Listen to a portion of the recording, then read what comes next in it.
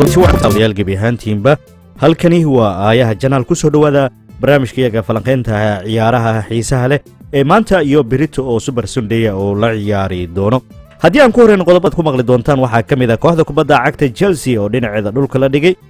goolal 5 gaarayana faraqa loogu shubay. shaxda rasmiga ee Real Madrid iyo Eibar oo caawa ku wada balansan La Ligaha dalka Spain. ciyaaryahan Paul Dybala oo maamulka kooxda Juventus qaatiyaan kala taagan. sidoo kale kooxda Real Madrid La Ligaha ma ka sabri doontaa mise sidaan xagee buu ku dambeyn doonaa. mar kale ciyaaryahan Sergio Ramos saxiixa ma u sii dheereen doonaa kooxda Real Madrid ayaan ku soo qaadan doonaa wararkayaga. waxaa kaloo ka mid ah ciyaaryahan Haaland oo ay soo shacbaxayso kooxaha ugu waaweyn ee imika doonaya ciyaaryahankaasi iyo warar kale goosgoos oo xiiso leh. kooxda Arsenal oo martigeli doonta kooxda Liverpool falanqayn xiiso leh ayaan kaga hayaa oo ay ka qayb qaateen taageerayaal labada kooxood ka kala socda. labada koox inkastoo sanadkan ay tahay siiba Liverpool waqtiyada hadda ugu dambeeyay aad iyo aad u liidatay. waxaan caawa rajaynayaa inaan badino kulankan aan ku badino 2-1 inkastoo aad noogu taalo sanadkan laakiin waxaan rajaynayaa waa 2-1 fikradda taageernimo meel dhigno Liverpool sanadkan xaaladeeda oo dunida oo dhan la yaaban tahay waa loo wada jeedaa balse Arsenal ma tahay koox Arsenal tii hore taasna waa su'aal kale u baahan in aan isweydiino. ku soo dhawaada janaalkan haddii aad ku cusub tahay subscribe saar wararkaasi oo xiiso lehna imika ayaad maqli doontaan.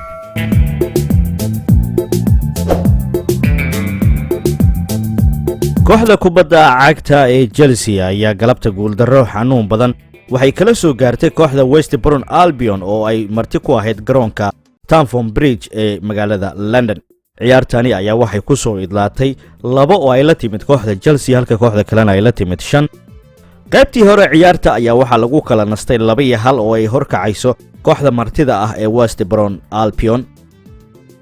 29 daqiiqo ee qaybta hore ciyaarta markii ay maraysay ayaa xidiga reer Brazil Thiago Silva waxa uu qaatay kaarka casaanka ama roosa ah sidaana kooxda Blueska waxay ku noqdeen 10 ciyaaryahan. ciyaaryahanka 36 jirka ah reer Brazil ee dhanka difaaca ugu ciyaara kooxda Chelsea ayaa waxa uu saftay kooxdani 18 kulan isagoo ayna tahay markiisii ugu horeysay kaarka casaanka Premier League uu ka qaato kooxda Chelsea. labada kooxood haddii aan fiirino kala sareynta kooxda Chelsea imika oo 30 kulan ciyaartay waxay ku jirtaa kaalinta afraad halka kooxda West Brom Albion iyaduna ay ku jirto kaalinta 19aad ee qaybta hoose ay ka hogaaminayso waxay leedahay 21 halka kooxda Chelsea ay leedahay 51 dhibcood. shaxda rasmiga ah ee kulanka kooxaha Real Madrid iyo Eibar oo horyaalka La Ligaha dalka Spain ka ciyaara ayaa la shaaciyay. shaxda macquulka ah Real Madrid ayaa soo dhaweyn doonta naadiga Eibar si ay u wada ciyaaraan qayb ka mid ah kulamada toddobaadkan horyaalka La Liga dalka Spain. waxaa la shaaciyay safafka hore ee rasmiga ah ee garoonka ku soo gali doonto kooxda Real Madrid iyo kooxda Eibar. haddii aan ku horeyno kooxda Real Madrid intooda badan waxaa diyaar u ah ciyaaryahanada safafka hore kaga ciyaara. waxaa ka mid ah goolhaya Courtois, Militao, Nacho, Benzema, Modric, Asensio, Marcelo, Casemiro, Lucas, Isco iyo sidoo kale Mendy oo garabka ciyaara ayaa diyaar u ah kooxda macalin Zidane. halka kooxda kale ee Eibar iyaguna ay diyaar u yihiin Dimitrovic oo goolhaya u ah Oliveira, Sergio Diop, Rafa Suarez, Kike, Alexander Garcia, Leon Bozo, Arbila iyo sidoo kale ciyaaryahan Brian Gil ayaa iyaguna diyaar u ah kooxda Eibar. kooxda Real Madrid warbixinadeeda ayaan ku sii guda jirnaa haddii aan hal mar aan dusha ka wada maro. kooxda Real Madrid ayaa waxa ay wajahaysaa caqabado fara badan sidoo kalena inta u dhaxaysa 6 ilaa 14 bishan Abriil ayay ku go'aamin doontaa tartanka ay ku jirto La Liga dalka Spain iyagoo 10 bisha martigelin doona naadiga Barcelona. ciyaartaasina oo loo yaqaano El Clasico waxay tahay ciyaar aad u xiiso badan ciyaaraha kubadda cagta laga ciyaaro. haddii aan fiirino dhibaatooyinka soo food saari kara kooxda Real Madrid ayaa u dagaalami doonta La Liga iyo in ay gaarto nus dhamaadka Champions League. Sergio Ramos ayaa laga yaabaa in heshiiska kooxda Real Madrid uu u dheereeyo oo u saxiixo. sidoo kale calaamad su'aalka saaran ayaa waxay tahay madaxweynaha kooxda Real Madrid Florentino Perez dib ma loo dooran doonaa. sidoo kalena Zinedine Zidane shaqadiisa ma sii joogi doonaa oo mise waa isaga hayaami doonaa. waa waxyaabaha ama saddexda qodob oo u muhiimsan taageerayaasha kooxda Los Blancos ay indhaha ay la raacayaan. dhanka kale war naxdin leh ayaa u haya taageerayaasha kooxda Real Madrid halka Liverpoolna ay ku farxi doonaan kabtanka kooxda Los Blancos ayaa waxaa soo gaaray dhaawac kulamadii ugu dambeeyay ee xulka qaranka Spain ee toddobaadkii hore uu ka qayb galay. waxaana inta badan warbaahinada sida AS oo ka soo baxa dalka Spain ay sheegayaan in kulamada bugbaxda ah ee kooxda ay la ciyaari doonto Liverpool in uu ka maqnaan doono Sergio Ramos. kooxda kubadda cagta ee Juventus iyo ciyaaryahanka reer Argentine Paulo Dybala ayaan xiriirkooda aad aanan u wanaagsanayn isagoona ciyaaryahankaasi iminka uu ku damaashaadayo dalkiisa Argentine. sida uu sheegay madaxweyne ku-xigeenka kooxda Juventus Pavel Nedved waxa uu sheegay in ay ka faa'iideysan doonaan inta uu furan yahay suuqa kala iibsiga ama kan soo socda kooxda Bianconeri oo diyaar u ah in ay si qaab ganacsi ah suuqa ay u gasho ciyaaryahankana cidii doonayso ay ku wareejiso. balse tababaraha kooxda Juventus Pirlo iyo madaxweynaha kooxda Andrea ayaa lagu soo waramayaa in labadooduba ay gadood ka yihiin waxa uu sameeyay Dybala iyo maamulka kooxda. 27 jirkan ayaa waxa uu doonayaa in kooxda uu isaga tago uuna ka faa'iideysto waqtigiisa iyo mustaqbalkiisa balse kooxda ayaa ku dhagan talo waxay doonayaan qiimo fara badan ciyaaryahankaasi in looga iibsado.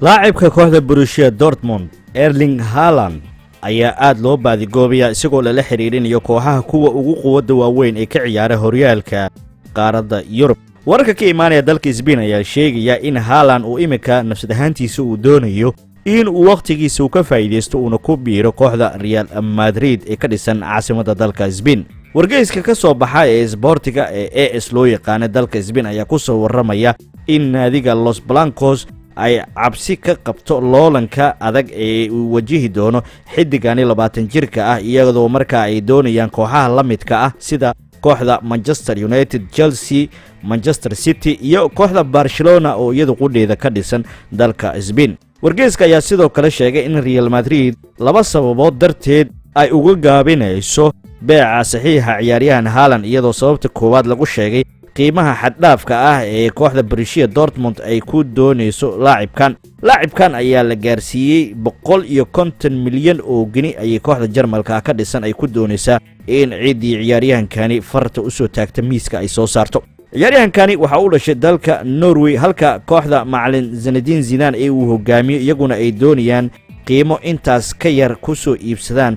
laacibka PSG uu ciyaara ee reer France Kylian Mbappe. labadan xidig ayaa ah kuwa aad u yaryar sidoo kalena aan kala dhicin tayadooda balse dhanka dakhliga marka la fiiriyo macallin Zidane waxa uu doonayaa Mbappe inuu lacag 150 milyan ka yar kula soo saxiixdo sidaana ay isaga ilaabaan ciyaaryahan Haaland.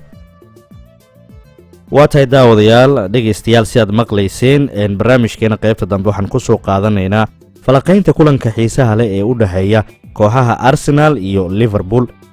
inta badan sida caadada ah qadka taleefanka waxaan kula xiriirnaa taageerayaal rugcada ah oo kooxdii markaa dheelaysa taageero weyn u ah oo weliba ka mid ah asxaabta social media aadka looga yaqaano. maanta waxaa ii suura gashay in aan la xiriiro Cabdullaahi oo ah taageere kooxda Arsenal iyo Cabdinuur oo ka mid ah taageerayaasha kooxda Liverpool iyo Cabdilcaziz oo isna ka mid ah taageerayaasha kooxda Liverpool. waa soo dhaweynaya saddexdooduba in ay igala qayb qaataan falaqaynta ku aadan kulanka Arsenal iyo Liverpool. aniga waa magacayga Cabdilcaziz Xasan waxaan diyaar u ahay inaan ka qayb galo wareysigan oo Maxamed noo soo diyaariyay. waa mahadsan tahay sidoo kale waxaa ku jira Cabdinuur oo asna ka mid ah taageerayaasha kooxda Liverpool. kulli Cabdullaahi hadhow tidhihi ma doono waa laygu goobtay. Cabdinuur soo dhow. aad baan kuu salaamayaa saaxiib Yumdi iyo saaxiibada hawada caawa ama galabta ku jiro dooda diyaar la inaan falaqeyno kulanka weyn ee Arsenal iyo Liverpool. waa tahay Cabdullaahi ayaan siinayaa oo ku horumarinaya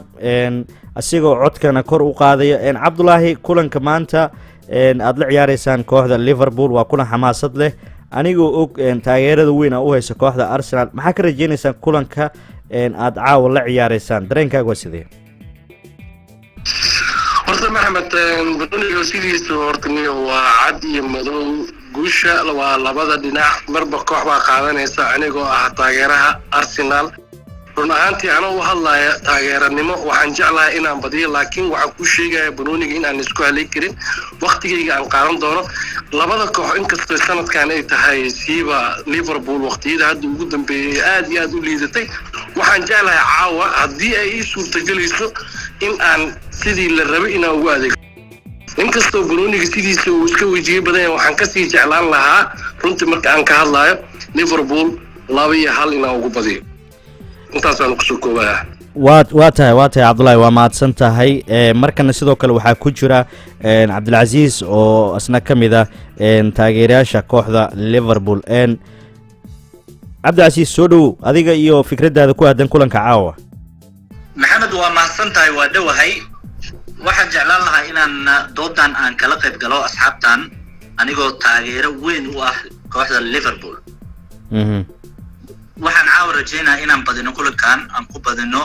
2-1 inkastoo aad noogu taalo sanadkan laakiin waxaan rajeynayaa waa 2-1 inaan ku badino kooxda Liverpool dhaawacyo far badan ka maqan Van Dijk iyo qeybaha dambe Gomez marka Aubameyang iyo raggaas way cili karaan ma leedahay ninka cusub ee Turkiga la soo gaday iyo difaacyada kale yarka wixii uu safi doon marka Klopp maxamed waxaan rajeynayaa kulankan inaan badin doono sababtoo ah anagoo ciyaartooy fara badan naga maqan tahay inkastoo Arsenal xoogaa dhanka ciyaartooydooda aad u wanaagsan yihiin sanadkan ay dhaawacyo fara badan aynan qabin dhaawacyada faraha badan aan qabna anaga laakiin waa badin doonaa kulankan aan leeyahay waa Cabdilcaziz waa mahadsan tahay Cabdinuur soo dhow adigana dareenka ay ku aadan kulanka caawa dhexmaraya Arsenal iyo Liverpool يمبيو سيدي صاحبة إكلا واجين ورون أفضل بوكوحتو تغيير يقولوا غيريا بلس الحقيقة عيارت دعوم عنه فكرة التغيير نما ملدقنو ليفربول سنة كانوا حالة ديدا أو دولي دورنا الله يابان تهي ولو ودي جيدا بلس أرسنال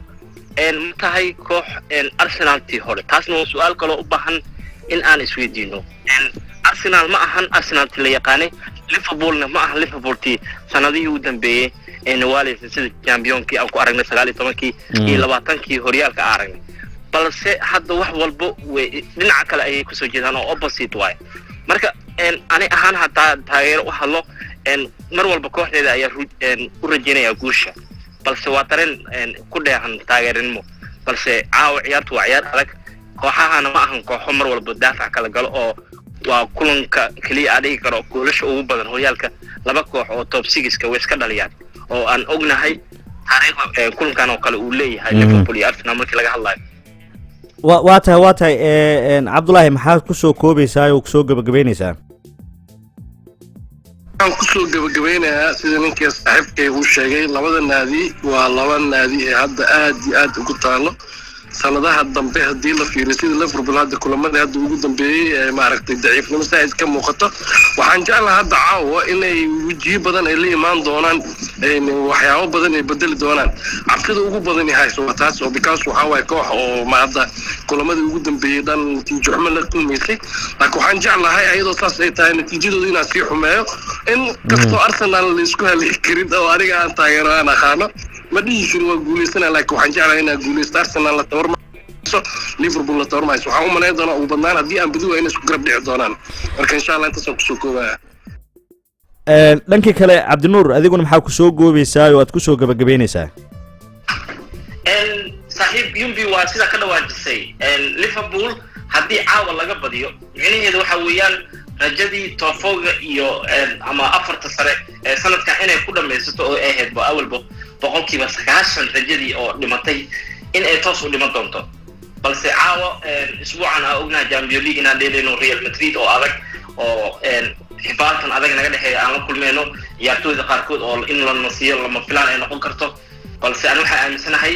caawa ayaa ku ogaan karnaa rajada Liverpool iyo macna Klopp ee ka qabaan soo bixitaanka sanadka dambe ee afarta sare ee kala sareynta horyaalka haddii macalinka aan caawa uu ciyaartan sii daayo oo Arsenal ay ka badiso Liverpool 100% waxay halkaas ku soo dhamaadeen sanadkeedii in ay isku soo sharaxdo afarta koox ee sare balse caawa waxa uu rajeynayaa teamkayga guul kulli Arsenal waa naqaana Firmino uu joogaa leeyahay gabagabada halkaas ugu baxay waa tahay cabdinuur waad mahadsan tahay ayuu ahaa kaasi ugu dambeeyey falaqaynta kulanka u dhexeeya liverpool iyo arsenal oo caawa ay ku wada ballansan yihiin iyo cabdulaahi iyo cabdicasiis oo ka horreeyey ayaga ayaa u dambeeyey warbixinta iyaga falaqaynta ciyaaraha oo aad kala socoteen aayaha janaal intaad dib u kulmi doono waa saaxiibkiin maxamed daawuud oo idkaga tegayo sidaayo nabadgelyo